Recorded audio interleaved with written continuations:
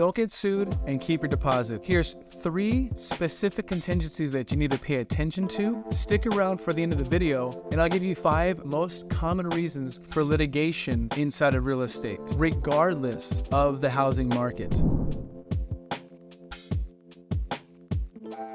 Keep your deposit. They are different, but they also tie in together. The 3 main contingencies for us, I say this often, however, it's very important. So I'm specifically speaking to Silicon Valley, Northern California. When you're purchasing or selling real estate in this area, it's important to pay attention to the contingencies.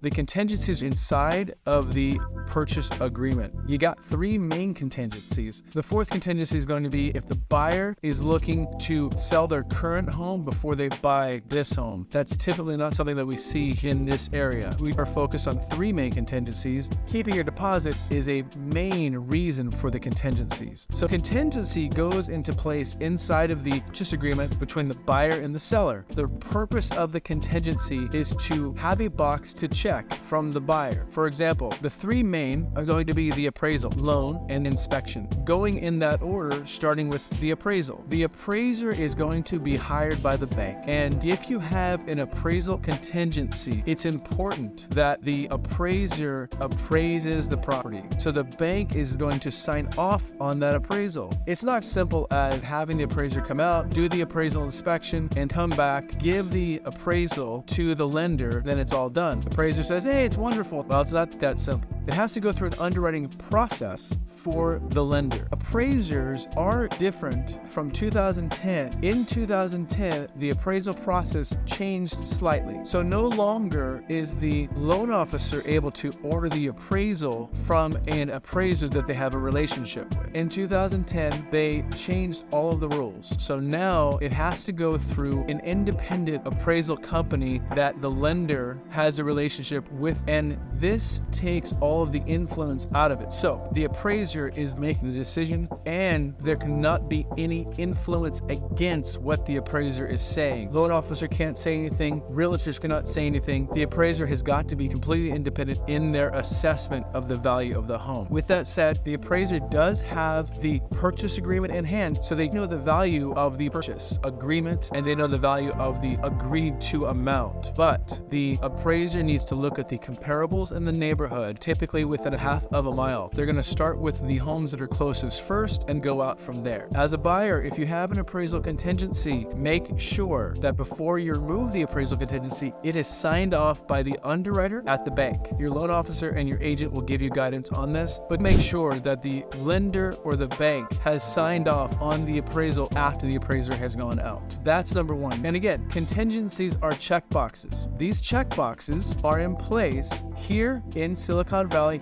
We typically have an earnest money deposit of 3%. So the average purchase price, average sales price, want $1.1 million to easily hire. 3%, $1 million is a $30,000 earnest money deposit. Typically, we have that earnest money deposit within 24 hours. The standard checkbox, or if you leave that alone, it defaults to 3 days. We got a real issue with making sure that we get everything done fast. And having the deposit in quickly also shows the seller that you're serious about it. So again, contingencies, you're checking boxes.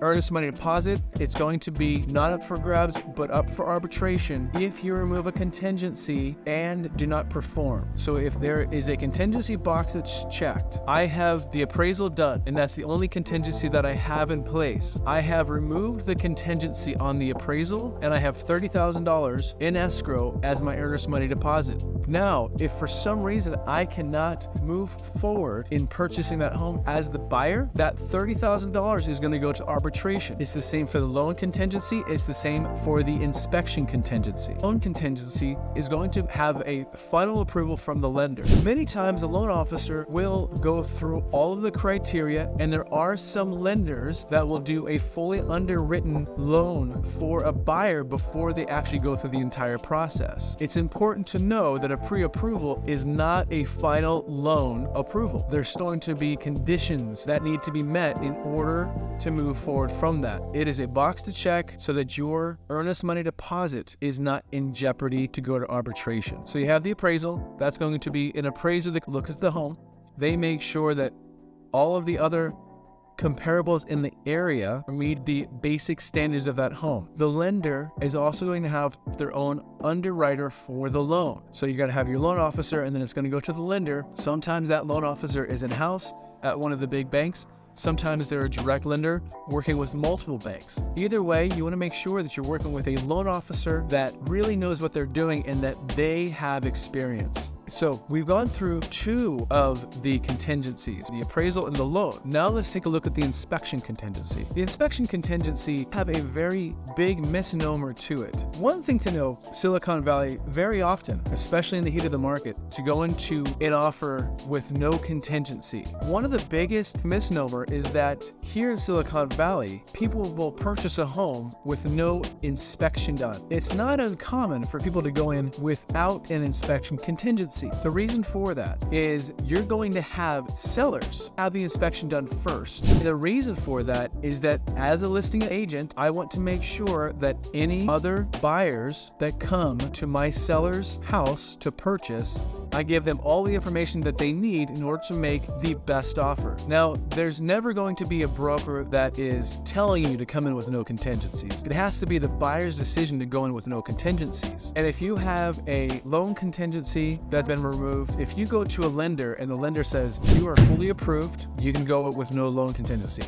And the appraisal is a no-brainer because you're putting down 50%. The last piece to the puzzle is going to be the inspection contingency. So there's a very big misnomer that people will go in Silicon Valley, just purchase a home, $2 million, $3 million home without any inspections. It's not true. Typically, the seller is going to do the inspections. That gives the buyer the ability to see what is actually going on with the property. Those are the three main contingencies: the appraisal, the loan, and the inspection contingency. Now, what's very important is to know what is it that the main litigation, what is it that people get sued over? Why is it that people get sued? Let me tell you why they get sued. The 5 main reasons for people getting sued. So first is breach of contract. Breach of contract is very typical since a real estate sales agreement is a contract. If you breach the contract just for the contingency from the buyer's side, for example, that's breaching the contract. If you pull out after you remove contingencies, that's a breach of contract. If on the seller side, the seller